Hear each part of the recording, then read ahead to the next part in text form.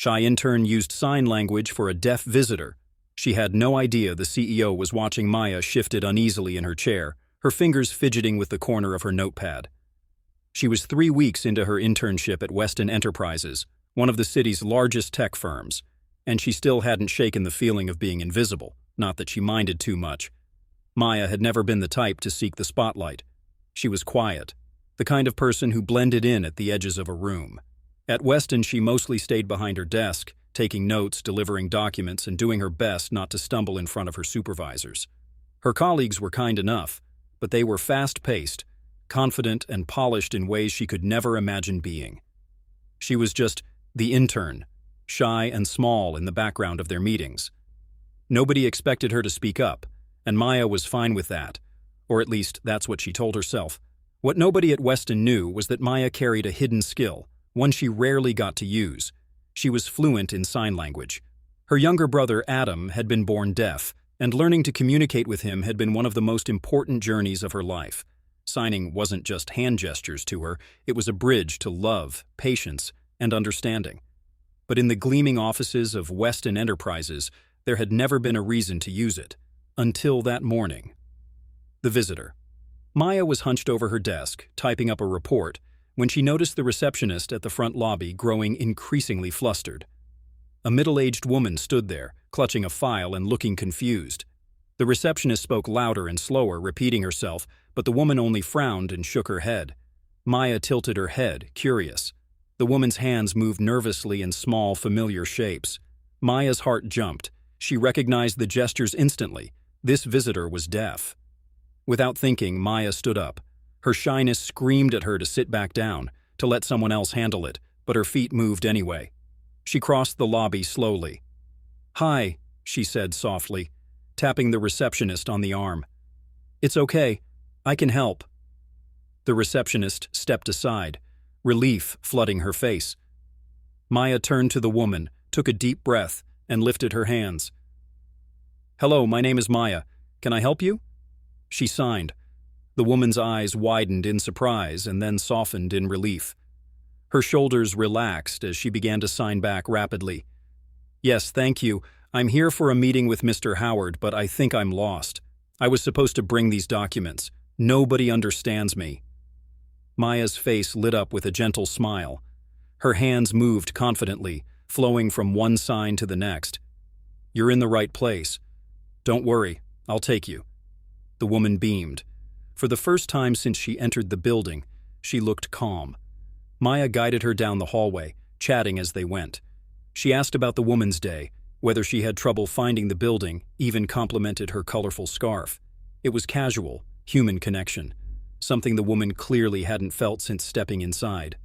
What Maya didn't know was that she wasn't as invisible as she thought. The Watcher. From the mezzanine above the lobby, a tall man in a dark suit leaned casually against the railing. His sharp eyes followed the exchange below with interest.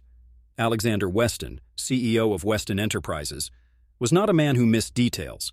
He'd built his company from a small startup to an empire worth billions, and part of his success came from noticing things others overlooked. This morning, he'd been on his way to a board meeting when the scene caught his eye. The shy intern, he vaguely remembered her file, Maya something, stepping forward when nobody else could.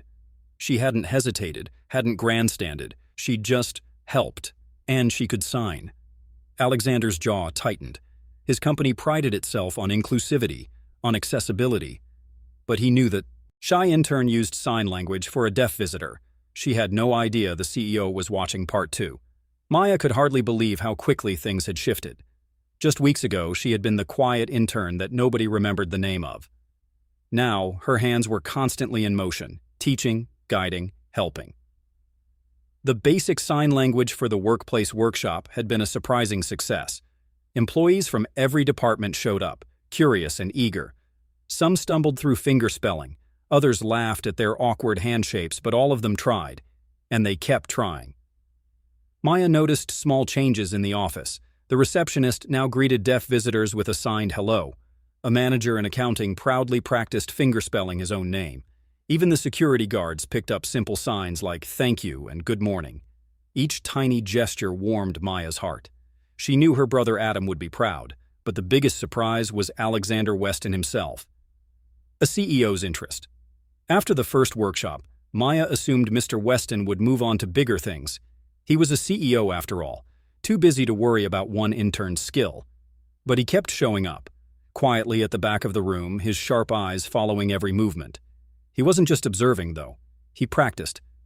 Sometimes after sessions ended, Maya would catch him in the reflection of a window, slowly forming the alphabet with his fingers. It was surreal. The man who ran the entire company, signing like a student.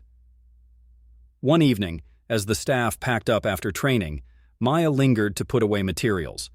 Alexander remained seated, his tie loosened, an uncharacteristic softness in his posture. "Stay a moment," he said. Maya froze mid-step. "Yes, Mr. Weston." He lifted his hands clumsily but with clear intent. "Thank you." Her breath caught. She signed back instinctively. "You're welcome." For the first time, Alexander smiled, not the polished corporate smile she'd seen in photos, but something genuine. The challenge. The following week, Weston Enterprises prepared for a high-profile investor event. Executives from around the world were flying in, and the office buzzed with anticipation. Maya assumed she would fade into the background again, her role limited to printing programs or carrying trays. But 2 days before the event, she received an unexpected summons. "Mr. Weston wants you in the planning meeting," her supervisor said, handing her a folder. Maya blinked. "Me? Are you sure?" "Yes. Don't keep him waiting." Her heart hammered as she entered the sleek conference room.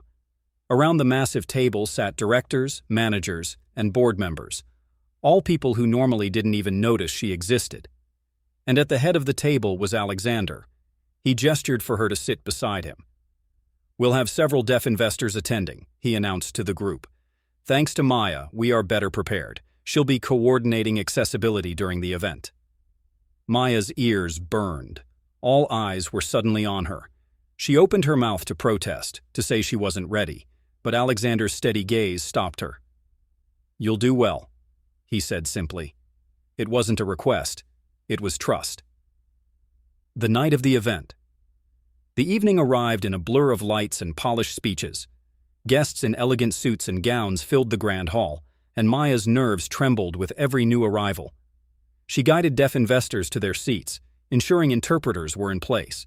She signed greetings, answered questions, and kept the flow smooth. For hours, she worked quietly but tirelessly, her hands moving as naturally as her breath. Midway through the evening, as Alexander gave his keynote speech, Maya noticed one investor struggling to follow along. The interpreter had been delayed, and frustration flickered in the man's eyes. Without hesitation, Maya stepped forward. She positioned herself where he could see and began signing Alexander's words in real time. Her movements mirror. Shy intern used sign language for a deaf visitor. She had no idea the CEO was watching part 3. The investor gala was over, but its ripple effects were only beginning. The next morning, Maya walked into the office expecting to return to her routine. Quiet tasks, filing reports, blending into the background. But something was different. People smiled at her as she passed. Several employees stopped to sign thank you or good job. Her cheeks warmed. Word had spread. By midday, she was called into the executive suite again. Heart-pounding, Maya entered Alexander Weston's office. The view of the city stretched behind him, sunlight glinting off glass towers. He motioned for her to sit. "Maya," he began, his tone calm but direct. "Last night proved something important. This company doesn't just need interns who fetch coffee. It needs people who see what others miss. People who build bridges." Maya swallowed hard. "I was just doing what I know." "And that," Alexander said firmly, "is exactly the point. What comes naturally to you is what we've been missing." He slid a folder across the desk. Inside was an official offer letter, her name at the top, followed by a title she never dreamed of holding, Accessibility Coordinator, Weston Enterprises. Maya's hands trembled. "You're offering me a job?" "Not just a job," Alexander replied. "A responsibility. You'll design programs, train staff, and ensure every visitor feels included. You'll have a team, resources, and my support. I want Weston Enterprises to set the standard for accessibility in our industry, and I want you to lead it. Tears pricked her eyes. But I'm just... Stop, he interrupted gently, holding her gaze. You're not just anything. You're the reason an investor last night understood every word of my speech. You're the reason our staff are learning a new language. You're the reason a deaf visitor felt welcome weeks ago. That's leadership, Maya. Her throat tightened. For so long she had believed she was invisible. Yet here was the most powerful man in the company, telling her she mattered. She signed without thinking, hands trembling but sure. Thank you. To her astonishment, Alexander signed back, slow, imperfect, but unmistakable. You're welcome. A new beginning. The months that followed were unlike anything Maya imagined. She launched company-wide training programs, introduced captioning technology, and developed a policy that made Weston Enterprises a model of inclusivity. Employees stopped seeing her as the shy intern. They saw her as a leader, a colleague, a changemaker. One afternoon, as she walked through the lobby, she saw a deaf visitor signing with the receptionist, easily, naturally. The same lobby where weeks ago, confusion had filled the air, now buzzed with understanding. Maya smiled. This was no longer just her hidden skill. It was part of the company's culture. And it all started with one moment of courage, one quiet decision to step forward when no one else could. She had no idea the CEO was watching, but now everyone was.